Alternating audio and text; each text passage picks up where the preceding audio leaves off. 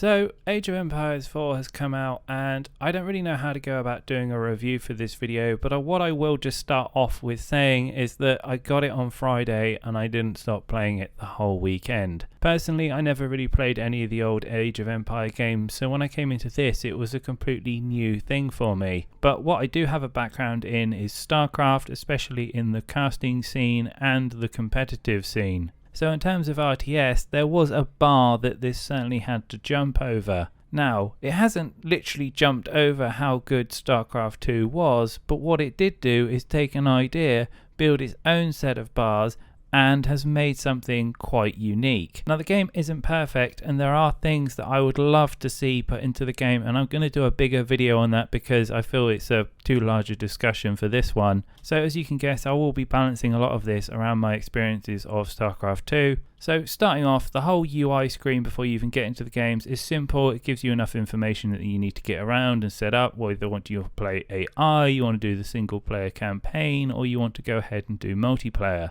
Now I haven't played a great deal of the single player campaign so far, but what I was really impressed was just how high quality the videos were, the narration, and just how it went about telling you the story about the game and the history, and from that point of view it was really interesting. It's the first strategy game that I've played that I really felt educated when I was going through it, and I think that's really nice, and they definitely have put a lot of effort into it, and there's lots of like live video recordings from actual places in the UK, for example, many other places in various different countries. But what was important for me is just how good the multiplayer was. So at the moment you just have the casual play, so you queue up and then it finds a partner for you.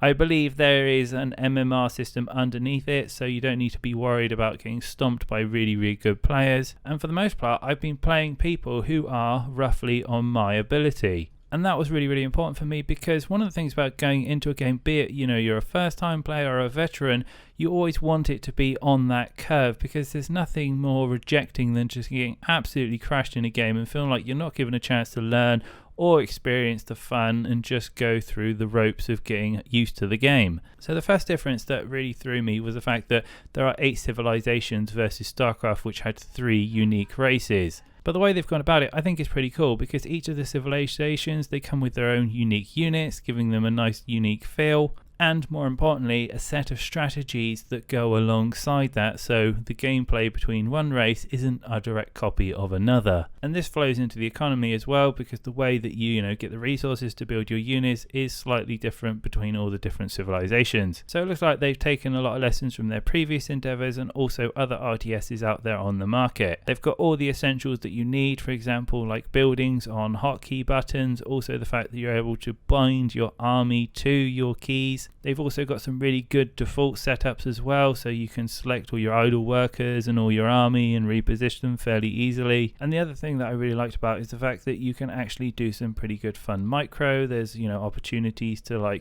not only just have that macro level of play, but you can actually go to your micro and move your units about and have opportunities to kind of use skill moves, and that gives you something to learn, progress into, and it was really fun just experiencing that. One of the things that really hit me about Age of Empires though is that games will either last 3 minutes or what feels like 3 hours. This isn't a really slow game like your Total Wars, but it isn't your faster games like StarCraft 2 either. It seems to sit somewhere between the middle. At first this was a different change, and it was like almost wearing a new set of trousers. I just felt like I didn't hate it, but I wasn't adjusted to it either. And now that I've kind of got with the flow of things, I'm actually kind of happy with the way things go. Because one of the things about StarCraft 2 is that once things got going and, really got going, you had to keep up with the pace of the game. Otherwise, it really did impact the way that you were progressing. Here, I feel like the game is a lot less punishing if you aren't the fastest player in the world. There's this time gap that allows you to think much more strategically how you want to actually plan out your economy.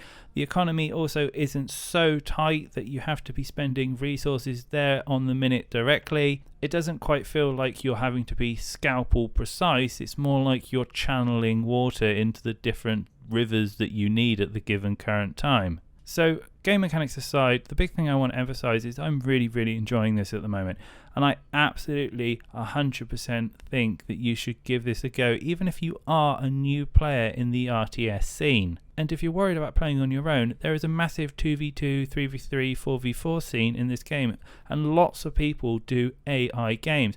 And I think this is a great opportunity to stretch your legs and just sit back and have some fun with the game. The other thing that's great is that because there are so many races, you can either invest into one, or you can just choose a whole menagerie of them and learn all the different strategies that come along with them. And believe me, diversity is really important when it comes to strategy games. Unique ways to play, new maps to play on them. It just keeps the games fresh, exciting to play, and more importantly, watch. Currently the game is out on Xbox Game Pass, so you can pay £8 and you can play it for free as long as you want. Alternatively, you can buy it for 50 quid I think on Steam.